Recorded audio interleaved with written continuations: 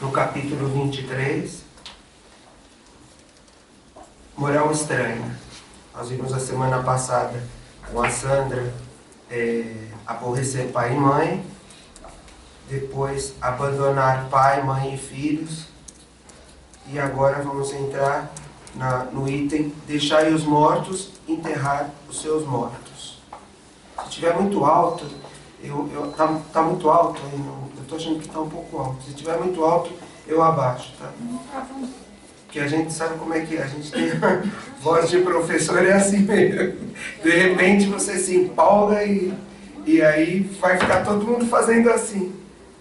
Então, diz assim o texto: deixai os mortos enterrar os seus mortos. E a outro disse Jesus, segue-me. E ele lhe disse, Senhor, permite que eu vá primeiro enterrar meu pai? E Jesus lhe respondeu, deixa que os mortos enterrem os seus mortos, e tu vai e anuncia o reino de Deus. Lucas, capítulo 9, versículos 59 e 60. E Allan Kardec faz o seguinte comentário dessa passagem de Lucas, do Evangelho. O que podem significar estas palavras, deixa que os mortos enterrem os seus mortos? As considerações precedentes já nos mostraram, antes de mais nada, que na circunstância que foram pronunciadas, não podiam exprimir uma censura àquele que considerava um dever de piedade filial ir sepultar o seu pai. Mas elas encerram um sentido mais profundo, que só um conhecimento mais completo da vida espiritual pode fazer compreender. E ele continua, a vida espiritual é realmente a verdadeira vida, a vida normal do espírito. Sua existência terrena é transitória e passageira, uma espécie de morte, se comparada ao esplendor e à atividade da vida espiritual. O corpo é uma vestimenta grosseira, que envolve temporariamente o espírito, verdadeira cadeia que o prende à gleba terrena, e da qual ele se sente feliz em libertar-se. O respeito que temos pelos mortos não se refere à matéria, mas através da lembrança ao espírito ausente. É semelhante ao que temos pelos objetos que lhe pertencem, que ele tocou em vida e que guardamos como relíquias. Era isso que aquele homem não podia compreender por si mesmo. Jesus lhe ensinou dizendo, não vos inquieteis com o corpo, mas pensai antes no espírito, e de pregar o reino de Deus, e de dizer aos homens que a sua pátria não se encontra na terra, mas no céu, porque somente lá é que se vive a verdadeira vida. Nas palavras de Jesus, muitas vezes, como nós estamos vendo desde o começo do capítulo, muitas vezes nós podemos ter uma interpretação errada. Novamente, Allan Kardec nos chama a atenção por tomarmos ao pé da letra as palavras de Jesus. Se tomarmos ao pé da letra, nós vamos achar que Jesus está falando para o rapaz, meu filho, deixa seu pai lá, que agora não é mais nada, sabe? E vai seguir segue a vida espiritual, vai pregar a boa nova, mas quando na verdade Jesus não quer dizer isso. Quando na verdade nós temos diversos ensinamentos dentro dessas palavras de Jesus, dentro desses ensinamentos, porque Jesus nos traz, através das suas palavras, e Allan Kardec lembra bem, uma série de ensinamentos. Numa pequena frase onde Jesus fala, onde Jesus fala, deixa que os mortos enterrem os seus mortos, e tu vai e anuncia o reino de Deus, ele nos traz uma série de ensinamentos. E que ensinamentos nós podemos tirar dessas palavras de Jesus? O primeiro deles, que Allan Kardec bem exemplificou aqui. Querer exemplificar e querer falar sobre o ensinamento de Kardec é um tanto complicado pela própria cultura e pela própria evolução espiritual de Allan Kardec. Então, o que nós podemos fazer nós estamos estudando o Evangelho segundo o Espiritismo, é lembrarmos do dia a dia, de como nós podemos trazer esses ensinamentos para o nosso dia a dia, para a nossa vida pessoal, para o nosso dia a dia. Para o rapaz, ele tinha o pai que tinha morrido, ele queria seguir Jesus, e Jesus falou para ele, olha, deixe os mortos enterrarem os seus mortos. E o que ensinamento nós podemos trazer para os dias de hoje? Semelhante ao rapaz que foi perguntar para Jesus se ele podia seguir. Primeiro lugar que Allan Kardec nos mostra é que o espírito é imortal e que a nossa verdadeira vida é a vida do plano espiritual. Aquele corpo que está lá, o corpo do morto que chegou no momento da morte daquele corpo, um corpo que serviu para ele, para a vida, ele deve ser honrado como pai, mas ele deve seguir e entender que ali está o corpo que serviu para aquele espírito imortal dar continuidade à evolução espiritual dele, dar continuidade à sua vida. Através do quê? Através da vida espiritual, que é a verdadeira vida. E sobretudo que nós temos uma outra vida. Isso que Jesus nos chama a atenção também. Além de valorizarmos a vida espiritual, nós temos uma vida espiritual. Isso que muitas vezes as pessoas elas não entendem. Elas ficam presas à questão material e se desvinculam da questão espiritual. E mais ainda, o que nós valorizamos na Terra? O que nós damos valor? Nós damos valor ao corpo? Nós damos valor àquele corpo? Nós damos valor a todo aquele ritual do enterro, de todo aquele ritual que é feito? Qual o valor que nós damos? O que nós valorizamos na Terra? E o que nós exemplificamos também aqui na Terra? Qual a herança que nós deixamos? Qual a herança que esse pai deixa para esse filho que vai seguir e vai pregar a boa nova? E qual a bagagem que esse espírito está levando para o mundo espiritual? E qual a herança que nós vamos deixar na Terra? E qual a bagagem que nós vamos levar para o mundo espiritual? Porque semelhante a uma viagem que nós passamos aqui na Terra, como Kardec diz, que é um corpo que nós, encarcerados nele, nós ficamos para a nossa evolução espiritual, nós deixamos esse corpo e voltamos para a nossa verdadeira pátria no mundo espiritual. Que herança nós deixamos aqui na Terra? Quais os valores? E qual a bagagem que nós vamos levar para o mundo espiritual? Isso me lembra uma ocasião, a doutora Marlene chamou algumas pessoas porque ela queria realizar um trabalho aqui dentro do centro. E aí ela falou assim, para todos que participaram da reunião, ela convidou todos, e todos que puderam participar da reunião, ela falou, chamou a atenção nossa para isso. O que nós vamos levar daqui da Terra para o mundo espiritual, se não o trabalho que nós fizemos? Se não aqueles exemplos que nós deixamos. Exemplos que nós deixamos para os nossos companheiros do grupo, exemplo que nós deixamos para os nossos familiares. Os exemplos que nós recebemos dos companheiros do grupo, de companheiros que retornaram ao mundo espiritual, foram exemplos de trabalho, exemplos de abnegação, exemplos de estudo, foram verdadeiros legados de estudo, como aconteceu com a doutora Marlene. E o exemplo que nós estamos recebendo daqueles que estão conosco na nossa caminhada, que estão fazendo a bagagem para levar para o mundo espiritual, que são exemplos através dos nossos companheiros aqui do grupo, que seguem junto na nossa caminhada. Exemplo de trabalho, exemplo de estudo, exemplo de abnegação, de deixar horas com os seus familiares, de abandonar pai e mãe, como diz como diz Jesus, de renunciar muitas vezes ao conforto do seu lar, renunciar a um passeio, renunciar a uma vida social em favor, em benefício de todo o trabalho que é realizado dentro do grupo. Então, qual o exemplo, qual a herança que nós estamos deixando para os nossos filhos, para para os nossos companheiros, para aqueles que convivem conosco, para nossos familiares, e o que nós estamos levando para o mundo espiritual. E existe também um outro conceito dentro desse estudo, dentro das palavras de Jesus, um outro conceito muito importante que a Sandra falou aqui no final da semana passada no estudo, que é o da vinculação egoística.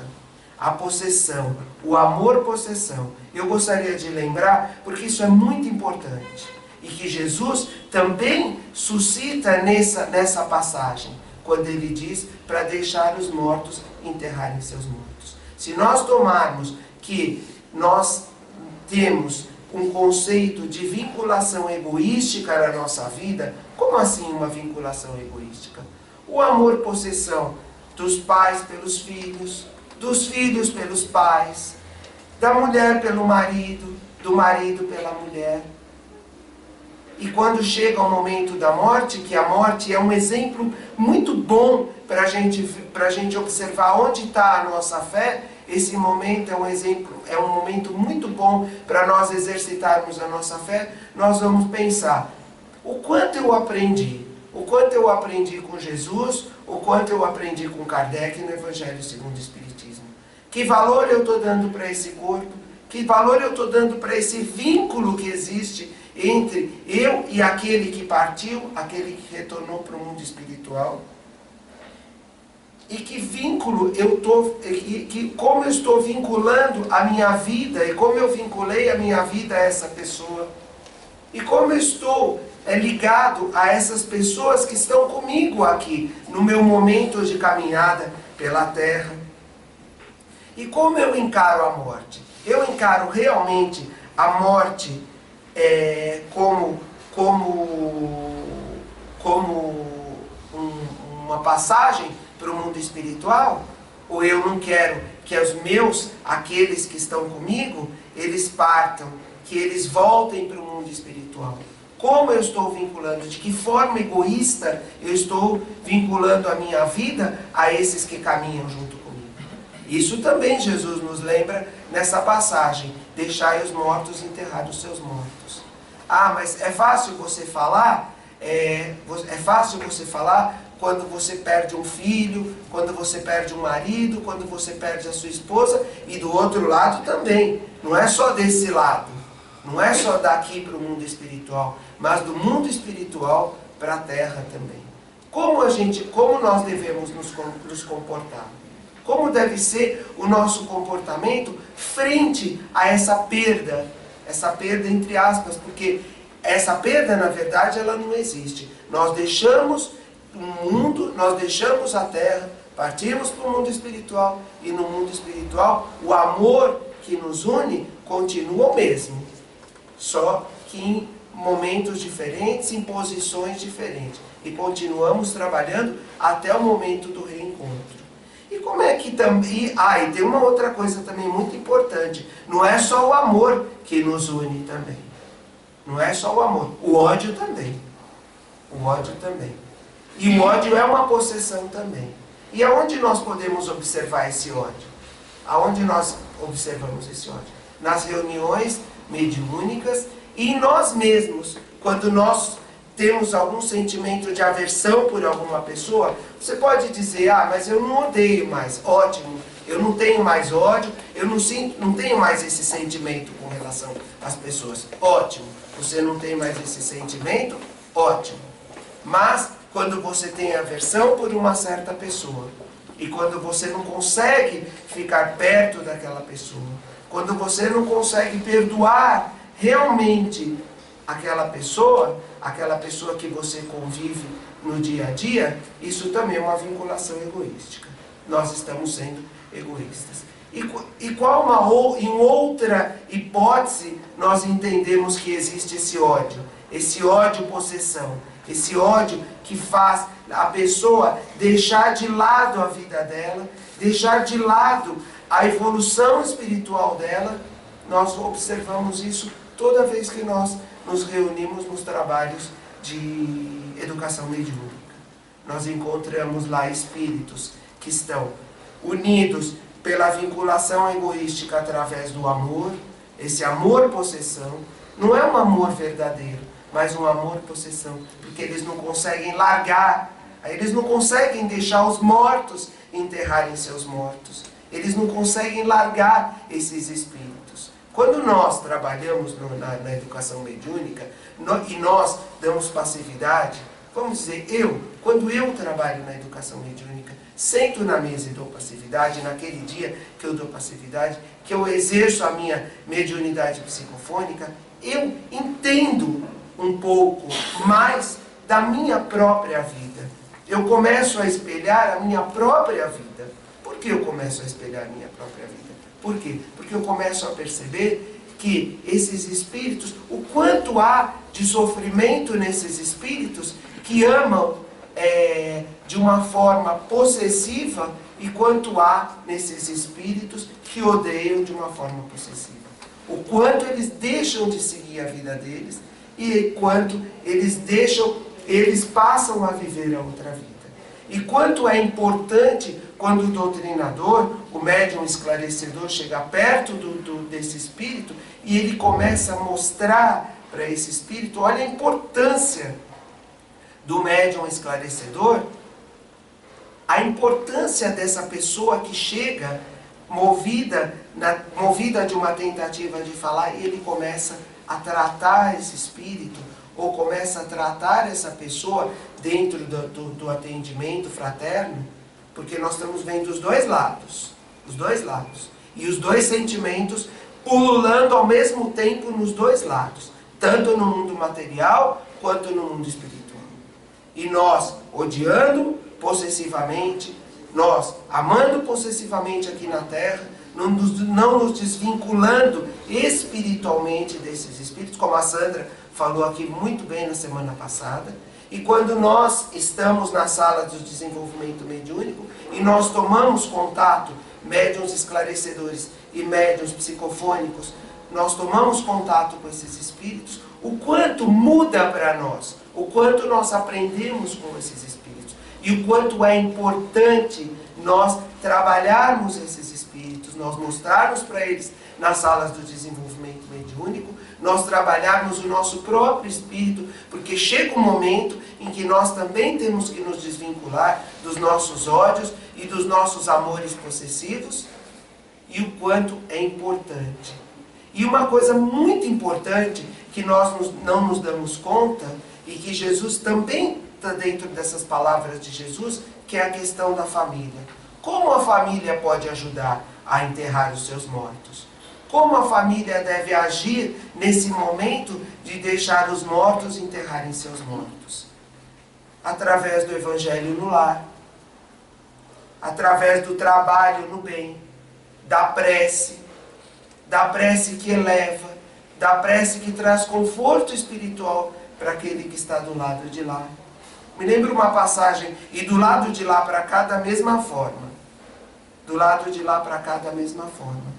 Fazendo com que esse espírito, ele tenha paz, com que esse espírito compreenda que o espírito, que aqueles que ficaram na terra seguem seu rumo até o momento deles encontrarem no mundo espiritual. E que lá ele pode preparar um terreno, um terreno assim entre aspas, né? Pode preparar um terreno para receber aqueles que estão voltando. Eu me lembro de uma passagem no livro Nosso Lar, quando nós estudamos o livro Nosso Lar na Folha Espírita, uma passagem que me chamou bastante a atenção. O André Luiz estava chegando nas câmaras de retificação, era logo a entrada dele nas câmaras de retificação, e havia um espírito lá nas câmaras de retificação que ele estava sendo muito perturbado por aqueles que estavam aqui na Terra. Mas muito perturbado, não sei se vocês lembram dessa passagem. Ele estava sendo muito perturbado. E Jerônimo chega para Narcisa e ele fala assim para ela, que naquela conversa mostrando, ela pergunta, como é que está esse espírito? Ele fala, olha, esse espírito está assim, ele está aqui, mas a família está perturbando muito ele lá na Terra. Porque eles têm acessos de choro, acessos de apego a esse espírito tão grande, eles entram num desequilíbrio espiritual tão grande na Terra, que está afetando esse espírito aqui. E esse espírito, ele entra em desequilíbrio na mesma que ele ouve as vozes, o pranto daqueles que ficaram na terra. E o que os espíritos chegaram à conclusão lá? Que eles iam levar algum problema para aquela família. Bom, nós vamos causar algum problema naquela família, um recurso que o mundo espiritual tem, nós vamos causar algum problema para aquela família, para quê? Para tirar a ideia do morto, vamos dizer assim, tirar o foco do morto. Nós temos que tirar o foco, porque senão o que acontece? É um destrambelho tão grande dentro da casa que acaba destrambelhando o outro que está lá no mundo espiritual, que está lá na câmara de retificação, está em nosso lar, está sendo tratado em nosso lar. Porque quando nós saímos daqui da terra, nós vamos para os postos de socorro. Nós não vamos assim direto para o céu, como falam lá, quando eu chegar no céu. Às vezes a gente usa essa expressão, olha, quando eu chegar lá no céu, quando eu chegar... Não, nós vamos para os postos de socorro, nós vamos passar pelo umbral, nós vamos limpar o nosso perispírito, nós vamos dar uma limpeza no nosso perispírito, para que a gente possa alcançar uma posição melhor. Alguns mais tempo, outros menos tempo, cada um fala por si, né? Cada um sabe por si próprio o tempo que vai ficar, porque existe um peso específico no perispírito. E através desse peso específico, é como o balão de gás, né? Não sei quem usa essa expressão, mas é uma expressão verdadeira. Você tem aquele balão de gás, quando você solta, ele sobe. Aqueles espíritos que têm o perispírito menos denso, vamos dizer assim, eles sobem como um balão de gás. Aqueles que estão mais presos à terra, eles permanecem junto da terra, até que eles vão se liberando esse perispírito, eles vão limpando, vai sendo tratado, são tratados nos postos de socorro. Alguns são levados lá para o umbral. Alguns, não é que são levados, alguns imediatamente se vinculam àqueles espíritos que estão no umbral, porque ninguém é levado, mas você se vincula de acordo com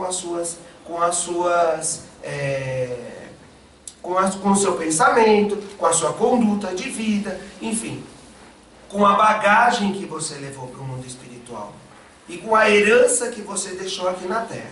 Então, o que acontece? A família pode ajudar, a família pode ajudar? Pode. A família pode ajudar como? Fazendo o evangelho no lar, lembrando da pessoa com amor, com carinho. Vai bater saudade? Vai. Vai ter choro? Vai. Vai, porque isso é uma coisa que é natural da gente. Isso é natural. Agora, quando é uma lágrima de amor, quando é uma lágrima de saudade, que nós olhamos uma fotografia, que nós nos lembramos dessa pessoa, mas não aquele apego excessivo, apego às roupas, apego aos bens da pessoa, apego àquelas coisas que a pessoa tinha na terra. Não, mas como? Aquele apego àquilo que a pessoa deixou aqui na terra, aquela herança, a bondade, o trabalho que a pessoa deixou, os valores que essa pessoa deixou. Isso sim, nós vamos nos apegar. E nós vamos deixar que esse espírito se liberte. Que esse espírito se liberte. E da mesma forma, do mundo espiritual para nós. Os espíritos precisam entender que nós precisamos continuar a nossa vida. Que eles não podem morar dentro da nossa casa. Que afinal de contas, as portas da terra se fecharam para eles agora. Porém, se abriram as portas do mundo espiritual. São outras portas, as portas da libertação, as portas da libertação do espírito. Então, há esse entrosamento, família, espírito, há esse entrosamento. Jesus não quis dizer, olha, meu amigo, larga lá seu pai lá, que agora não é mais nada, e vem me seguir. Não, o que Jesus quis dizer? Jesus quis dizer, honra o teu pai na medida aquilo que ele te deixou, mas vai pregar a boa nova, vai cuidar da sua vida espiritual, vai cuidar do seu continuar o seu caminho através da sua vida espiritual, da sua evolução espiritual. Existe uma outra passagem também bastante interessante. Eu estava vendo uma palestra outro dia na internet do Dr. Elias Barbosa. Ele já desencarnou em 2011. Ele foi um médico que Chico Xavier teve um contato estreito com ele. Ia todas as terças-feiras à casa dele. Ele foi médico do Chico por um tempo, ele cuidou também, ia lá atender o Chico, levava o Chico lá nos atendimentos dele, ia junto com ele, morava em Uberaba. Enfim, o Dr. Elias Barbosa fala uma coisa muito interessante naquelas palavras que também está vinculada às palavras de Jesus: deixai os mortos enterrarem seus mortos. Ele era médico psiquiatra do Hospital Psiquiatra Espírita de Uberaba. E ele atendia muitas pessoas com transtornos mentais. E essas pessoas com transtornos mentais, algumas delas vinham carregadas de espíritos que acompanhavam elas, espíritos que odiavam, enfim.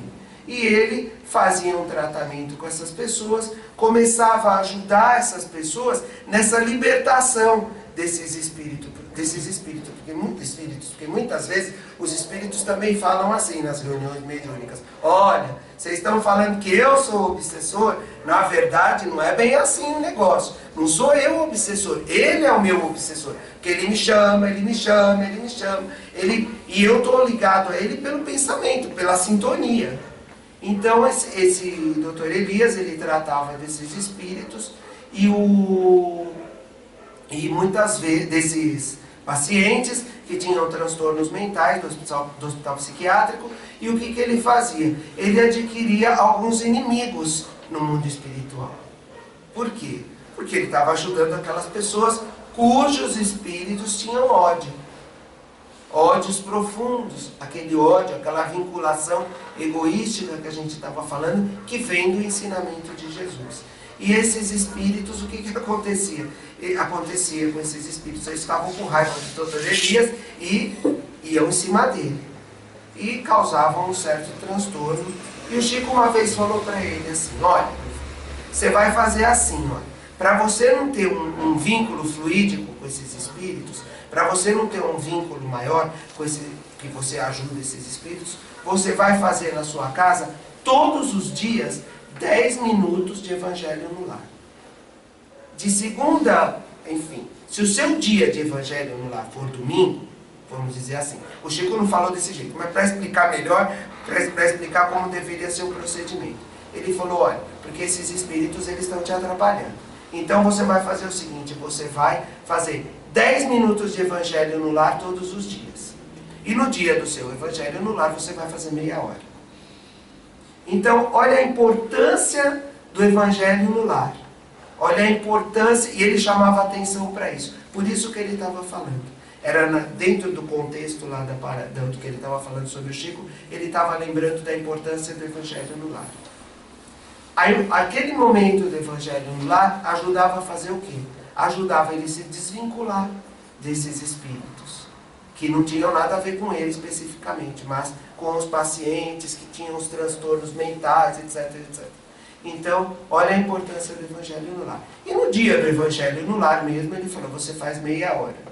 Gente, aí eu